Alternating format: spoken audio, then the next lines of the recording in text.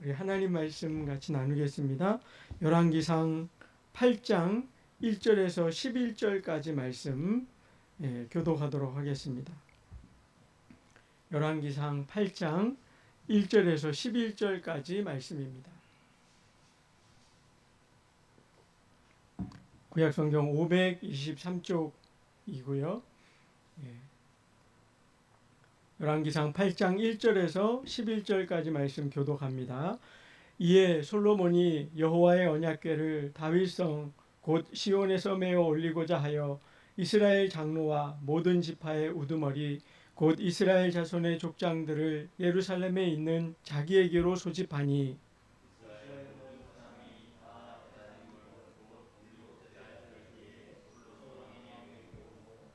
이스라엘 장로들이 다 이름에 제사장들이 궤를 매니라.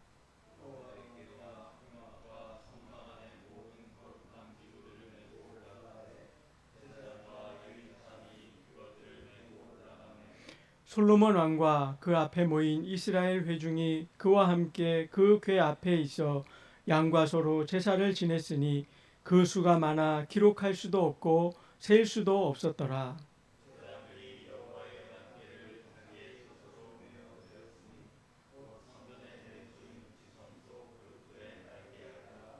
그룹들이 그 궤 초소 위에서 날개를 펴서 궤와 그 채를 덮었는데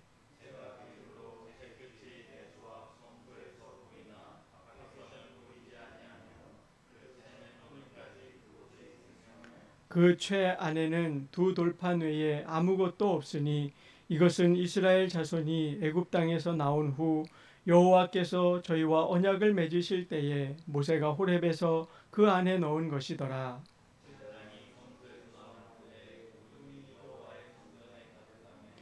제사장이 그 구름으로 말미암아 능히 서서 섬기지 못하였으니 이는 여호와의 영광이 여호와의 성전에 가득함이었더라. 아멘. 그 열왕기상 내용 전체에서요. 제일 이제 중심이 되는 장이 바로 이 열왕기상 8장 내용입니다. 이 열왕기상에서 가장 핵심적인 일이 이제 여호와의 성전을 건축하고 그것을 완공하는 일인데 그 완공을 이제 보는 것이 이 8장에 기록이 되었기 때문입니다. 이제 솔로몬이 왕이 된 이후에요. 지금 앞의 내용을 조금 이제 썸머리를 하자면 이제 그 하나님 앞에 지혜를 구해서 하나님의 뜻을 이해할 수 있고 깨달을 수 있는 듣는 마음을 구하고 그걸 지혜라고도 표현하지요. 그걸 얻어서 이제 백성을 안전하게 또 태평성대를 이루는 그 나라의 부강함의 때를 이룬 그 이야기가 먼저 3장, 4장에 등장을 합니다. 그리고는 5장에 보면 이제 아버지 다윗에게 그 성전에 대한 설계도를 받았거든요. 그게 열왕기상에는 나오지 않지만 이제 역대상에 보게 되면 이제 그 내용이 나오게 됩니다. 다윗이 하나님으로부터 직접 마치 모세가 그 성막 설계도를 출애굽기에 보면 25장 이후에 이제 하나님으로부터 성막에 이제 각 기구들은 어떻게 만들고 제사장 옷은 어떻고 등등등 설명을 받듯이 다윗도 그랬거든요. 그것을 이제 열왕기상에는 세세하게 기록하지 않지만 그걸 받았던 솔로몬이 이제 자기가 왕이 된 지 4년 만에 이제 성공 착공을 시작을 합니다. 그게 5장에 나오는 얘기지요. 그리고는 이제 성전을 완공한 이후에 6장에 보면 이제 내부 인테리어를 하게 됩니다. 이제 돌로서 외부를 지었다면 안에 이제 백향목과 잣나무 등으로 그 모든 돌을 가리고 다락방도 만들고 성소에 여러 필요한 방들도 만들고 가장 중요한 이제 지성소를 맨 안쪽에 만들게 됩니다. 이 지성소가 이제 하나님의 임재, 하나님의 영광을 상징하는 곳이지요. 그리고 그곳에 언약궤를 이제 모셔드릴 일이 남은 것입니다. 그리고 7장에는 어떤 내용이 있냐면 그 성전 안에서 사용되는 도구들이 있잖아요. 그렇죠? 물두멍도 있을 것이고 잔들도 있을 것이고 떡상도 있을 것이고 금촛대 같은 것들도 있고 그런 성전 안에서 쓰이게 되는 기구들을 또 낱낱이 만들게 됩니다. 그것이 이제 7장에 나오는데 시간적으로는요. 그게 약 11달이나 걸리게 됩니다. 그래서 6장 38절에 보면 성전 외벽과 내부 인테리어를 마친 이야기가 6장 38절에 등장하는데요. 그리고 7장 전체가 성전 안에서 쓰이게 될 모든 기구들을 아주 세밀하게 정성껏 만드는 이야기가 나옵니다. 이제 모든 준비가 끝난 거예요. 그리고는 이제 오늘 본문에 오면 이 8장에는 이렇게 내용이 나옵니다. 언약궤를 모셔오게 되고, 그리고 솔로몬이 온 백성들을 모이게 한 다음에 거기에서 이 성전이 갖는 의미, 언약궤를 갖는 의미, 우리가 앞으로 어떻게 여호와 신앙을 세워갈 것인가, 그 연설을 합니다. 그리고는 이제 그 유명한 솔로몬의 기도가 이제 그 22절부터 쭉 이어지게 되지요. 그리고 맨 마지막에 낙성식을 하고 온 백성들이 함께 잔치하는 일로 이 8장이 마감하게 됩니다. 그러니까 하나님의 영광을 드러내는 그 성전을 완공하고 온 백성이 기뻐하며 잔치한 이야기가 이 8장의 핵심 내용이 되겠습니다. 그래서 여러분, 이 성전을 완공하는 이야기를 이제 볼 텐데, 여러분 우리말에 그런 말이 있죠. 안고 없는 찐빵이라는 말이 있죠. 예, 여러분 찐빵이 있는데 안고가 없으면 그 찐빵 여러분 별 맛 없잖아요. 그죠? 핵심이 빠져버린 거죠. 그죠? 여러분, 이 성전도 마찬가지였습니다.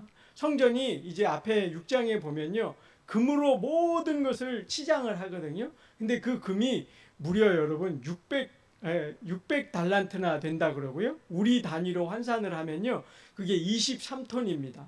여러분, 그게 어마어마하니까 상상이 안 되잖아요. 길거리에 흔히 돌아다니는 트럭이 1톤 트럭 있죠? 그거 23대분 금이 들어간 거예요. 그러니 여러분, 그거 돈으로 따지면 여러분 수천억이 되지 않겠습니까? 그런데 여러분, 성전이 아무리 그렇게 존귀한 것으로 백향목을 레바논에서 가져오고 금을 그만큼 들이고 또 은금으로 다 장식하고 했어도 성전이 여러분 이것이 없으면 안고 없는 찐빵이에요. 그게 뭐냐? 바로 언약궤입니다. 그래서 이 맨 마지막에 이제 언약궤를 그 성전 안에 안치하는 그 이야기가 오늘 본문이 되겠습니다. 그런데 여러분, 그 언약궤가 왜 그렇게 중요한 걸까요? 이 언약이 하나님이 이따가도 우리 나오게 되는데요. 여러분, 그 9절 먼저 한번 잠깐 봐보세요.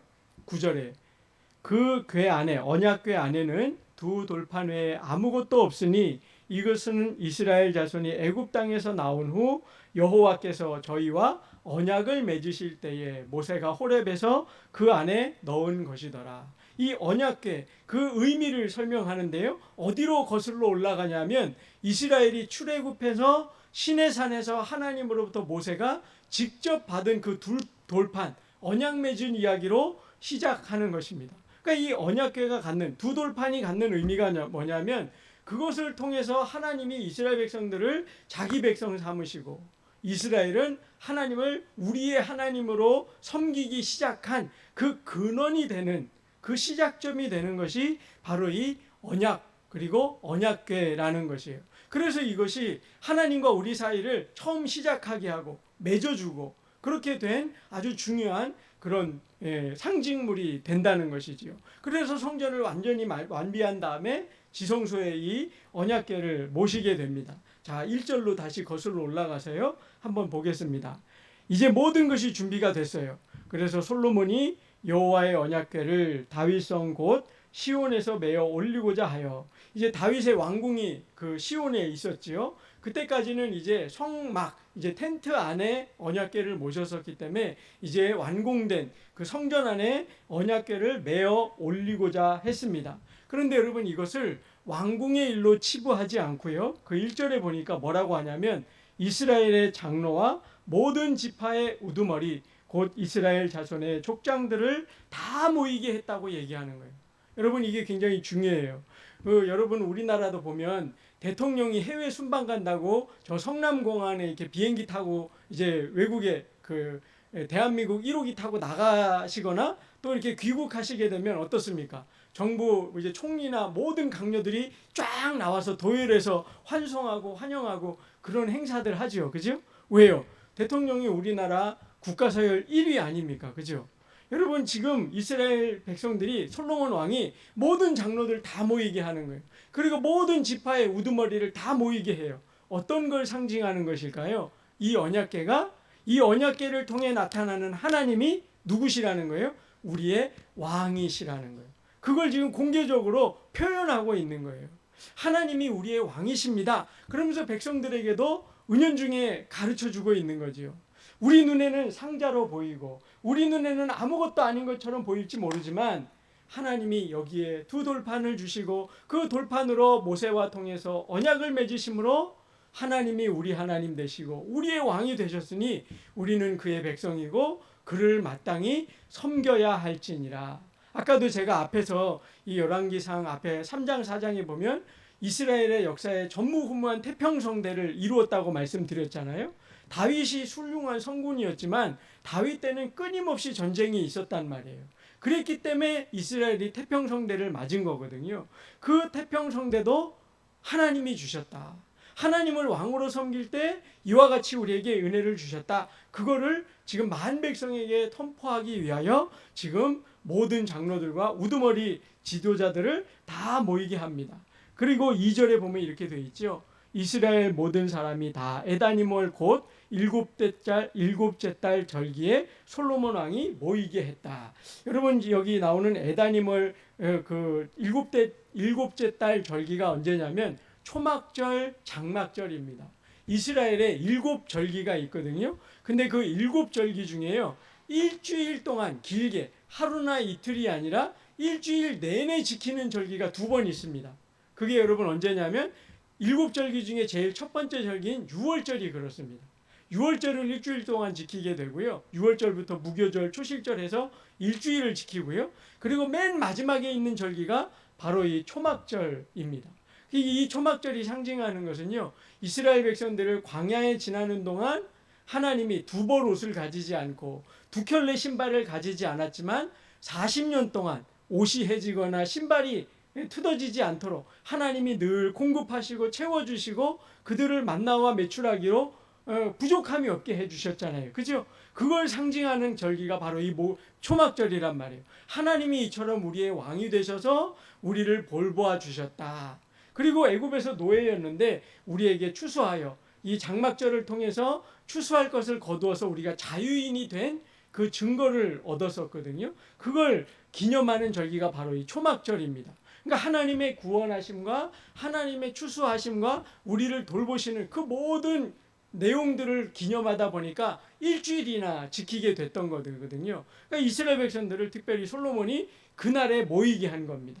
일주일 동안 우리가 하나님 앞에 이와 같이 감사를 드리고 영광 돌리는 게 마땅하다. 그리고는 지금 모이게 해서 언약궤를 지금 모든 백성들이 보도록 메어가고 있는 것이에요.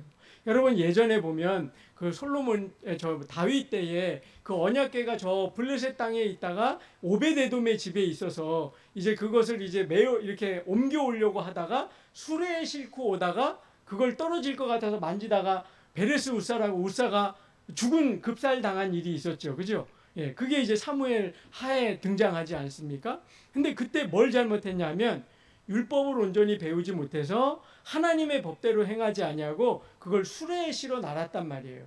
근데 신명기에 보면 어떻게 됐냐면은 하나님의 언약궤는 반드시 어깨에 메고 가라. 그렇게 명령이 돼 있단 말이에요. 그래서 여러분 오늘 본문에 이 8장 본문에 보면 그 맨이라 메고 이런 말이요. 5번이나 계속 반복해서 등장하는 것을 보게 됩니다. 그러니까 솔로몬이 지금 많은 백성들을 모이게 해서 이 언약궤를 왜 모시고 가는지 또 어떻게 의미를 우리가 살리려 하는지 그 모든 것들을 백성들에게 율법을 따라 잘 가르쳐주고 있음을 보여주고 있는 것입니다. 4절 보십시오.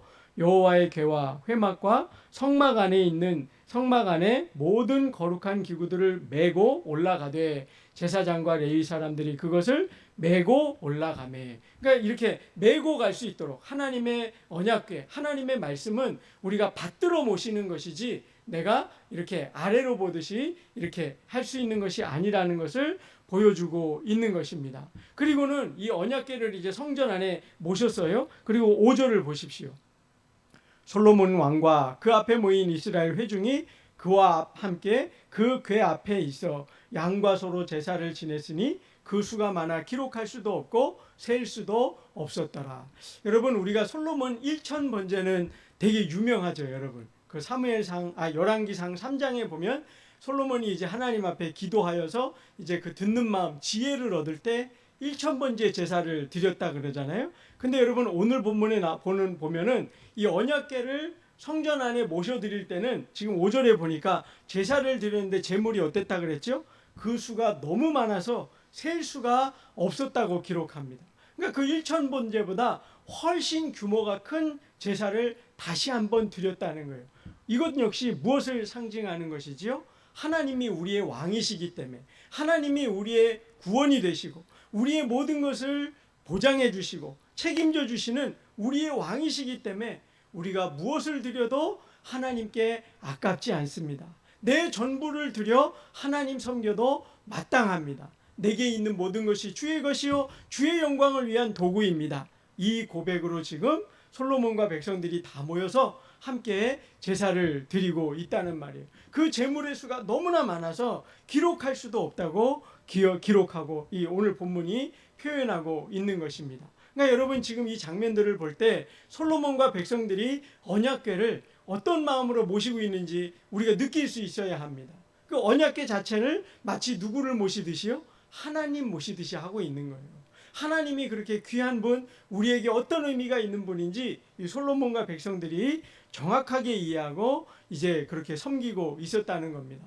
그러면 여러분 이 언약궤가 왜 그렇게 중요하냐? 9절 다시 한번 보겠습니다. 그 9절 보기 전에 이제 거기 6절, 7절, 8절에 보면 언약궤를 성수 안에, 지성수 안에 드리는 얘기가 나오는데 거기에 보면 채라고 나오거든요. 8절에 보면 채가 길므로 이렇게 나오죠. 여러분 이 채가 뭐냐면 제가 이제 나중에 파노라마 할 때 그 언약궤 사진도 보여드릴 텐데 이렇게 네모 금 도금이 된 이런 상자예요. 근데 이 상자 이 위에 보면 이렇게 금 고리가 있습니다. 이렇게 금 고리가 있고 여기에 긴 막대기를 껴요. 그리고 이 막대기를 2개를 껴서 이렇게 어깨에 매게 되어 있거든요. 그 긴 막대기를 성경에서는 채라고 그러는 것입니다. 그래서 여러분 그렇게 채가 뭔가 이렇게 뜰채 같은 그런 채가 아니라 막대기, 그걸 채라고 한다는 걸 기억하시고요. 9절 보겠습니다. 그 언약궤가 왜 그렇게 중요하냐? 그 궤 안에 뭐만 있었다고요? 2 돌판 외에 아무것도 없었다. 여러분 언약궤가 아까 제가 성전에 중요한 것, 안고 없는 찐빵이 되지 않으려면 언약궤가 있어야 된다 그랬죠? 근데 이 언약궤에는 아무것도 없고 딱 하나 있었다는 거예요. 그게 뭐였죠? 여기 보니까 2 돌판. 하나님이 모세에게 친히 써주셔서 하나님의 손으로 친히 써주셨다고 그랬지요. 그 2 돌판이 여기에 있다는 거예요. 그 언약궤가 이 2 돌판이 뭘 상징하는데요? 오늘날로 바꾸면 의역하면 하나님의 말씀인 것입니다. 하나님의 말씀이 이와 같이 중요하다는 거예요. 하나님의 말씀이 하나님의 상징이요 하나님의 임재를 드러내는 도구가 된다는 것이에요. 여러분 그 10절 한번 봐보세요.